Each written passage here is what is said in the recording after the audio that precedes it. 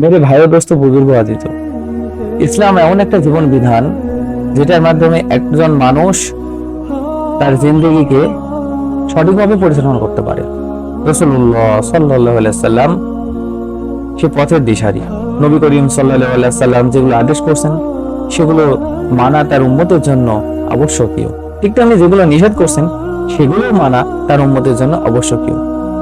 আজকে আমরা এই হাদিসে নবী করিম সাল্লাল্লাহু আলাইহি ওয়াসাল্লামের নসিহতকৃত কিছু কথা শুনবো। বিসমিল্লাহির রহমানির রহিম। হযরত আবু যুরাই জাবির বিন সুলাইম রাদিয়াল্লাহু তাআলা আনহু বর্ণনা করিয়াছেন, তিনি রাসূলুল্লাহ সাল্লাল্লাহু আলাইহি সাল্লামকে আরজ করিয়াছিলেন, আমাকে কিছু নসিহত করুন। তিনি ইরশাদ ফরমাইয়াছিলেন, তুমি কখনো কাহাকেও গালি দিও না।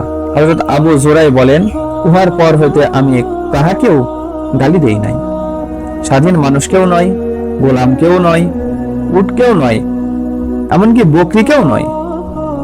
রাসূলুল্লাহ সাল্লাল্লাহু আলাইহি সাল্লাম ইরশাদ ফরমাইয়াছেন, নেকির কোন কাজকে ছোট মনে করিয়া ছাড়িয়া দিও না, এমনকি তোমার ভাইয়ের সহিত হাসি মুখে কথা বলাও নেকির অন্তর্ভুক্ত।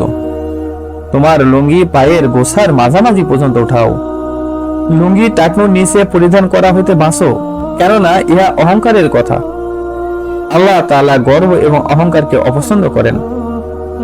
তোমাকে যদি কেউ গালি দেয় অথবা তোমাকে এমন কোন কথা দ্বারা লজ্জা দেয় যাহা তোমার ভিতর রইয়াছে বলিয়া সে জানে, তাহা হইলে তাহাকেও এমন কোন কথা দ্বারা লজ্জা দিও না যাহা তাহার ভিতরে রইয়াছে বলিয়া তুমি জানো। ওই অবস্থায় লজ্জা দানকারীর পরিণতি তাহার উপরই পতিত হইবে। আবু দাউদ শরীফের হাদিস, হাদিস নাম্বার 4084।